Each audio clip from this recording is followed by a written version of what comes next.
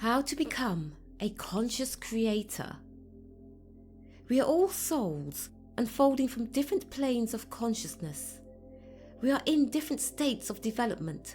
and like the child whose intellect is being trained, we must first learn the simple rules of arithmetic before we are prepared to solve the more difficult problems of geometry and higher mathematics.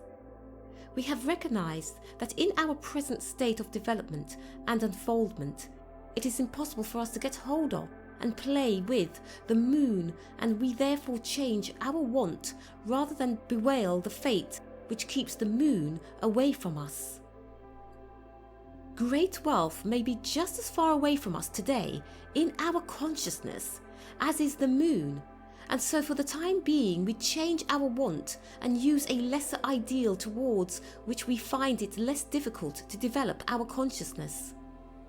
We never lose sight of the greater ideal, but with the lesser one, the one which seems possible for us to accomplish, now we go steadily forward, developing our consciousness with the affirmation that we have this lesser thing now, and we find that it does not take us long to materialize it objectively. This gives us great faith and confidence in the power of our own creative ability, and we increase our ideal and begin our work of mastering the new one. As fast as each new ideal is reached, a still greater one comes into view, there being no limitation whatever to their greatness, excepting such as we put on our inspiration, intuition, and revelation with our intellect. The following incident illustrates this truth. Years ago, in one of our large and growing cities of the Middle West, a man was driving a streetcar at $1.10 a day. In his dreams, he saw himself in a policeman's uniform, and, holding fast to that vision, in less than a year it was materialized. He had no sooner donned the policeman's uniform than he dreamed another dream and saw himself passing step by step until he became a police captain. And that dream was not long in materializing.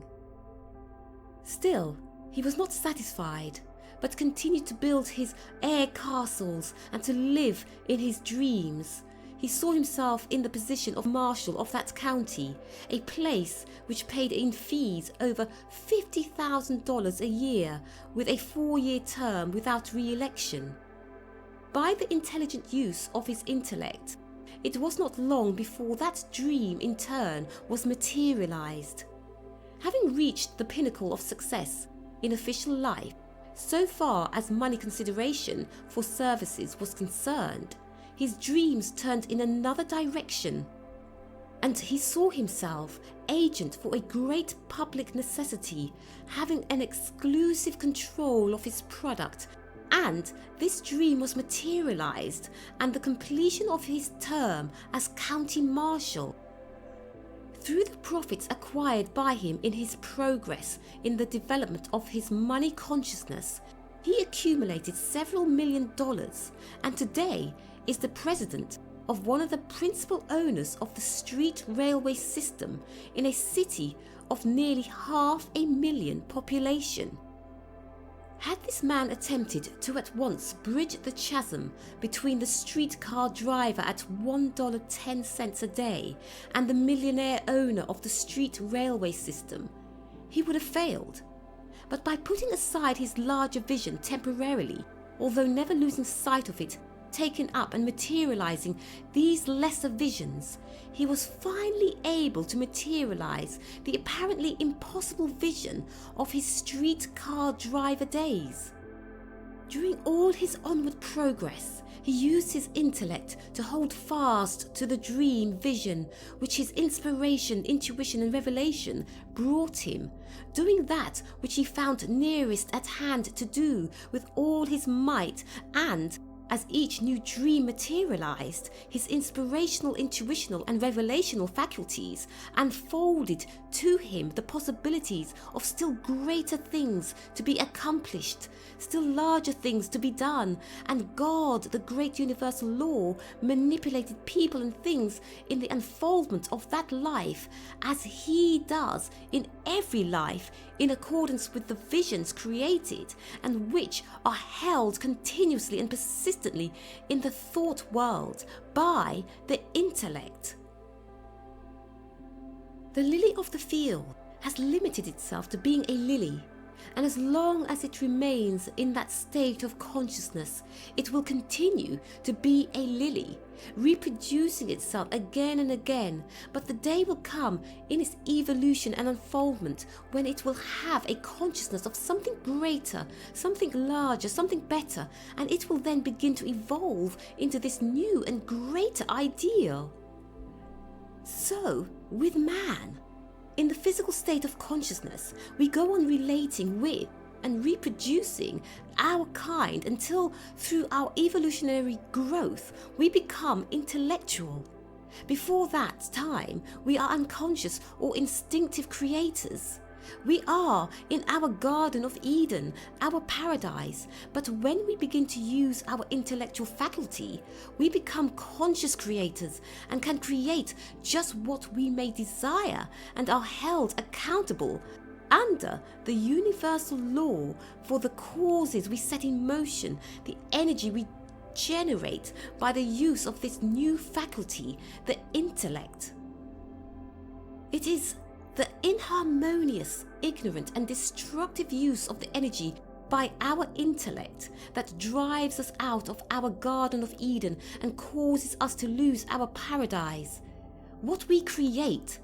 and the extent and quality of our creations are determined by the faculties we use. When man lived wholly on the plane of instinct and only used that faculty, he lived like the beasts of the field and roamed the country without home, clothing, or any of the things which man nowadays calls the essentials of life. As he commenced to use his intellect and develop the intellectual state of consciousness, he began to use fires with which to warm his body and cook his food, clothing to cover his nakedness, and huts in which to sleep.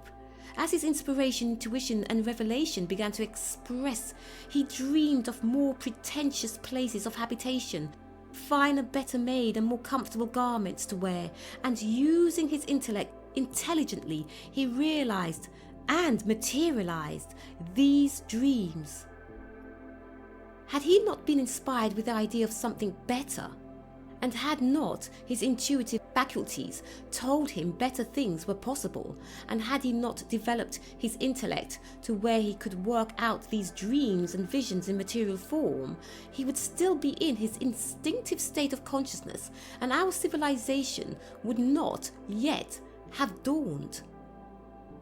Some 40 years ago, Jules Verne, the noted French author, wrote 3 books entitled respectively A Trip Around the World in 80 Days, 20,000 Leagues Under the Sea, and A Journey to the Moon. The world laughed and pooh-poohed and made fun of the great crazy imagination, as they called it, of Jules Verne, and said that it was impossible to accomplish any of these 3 things. But a trip around the world may now be made in less than 40 days, and submarine boats are an accomplished and materialized fact. Neither one would ever have been materialized had they not been built first in the consciousness, the thought world, the imagination, for that is where we do our imaging of some mind through the power of its inspirational, intuitional, and revelational faculties, and then through the intelligent application of the intellect worked out into material form. Someday the world will learn the great lesson that we must first build castles in the air, in the thought world, the imagination, before we can build them on the ground.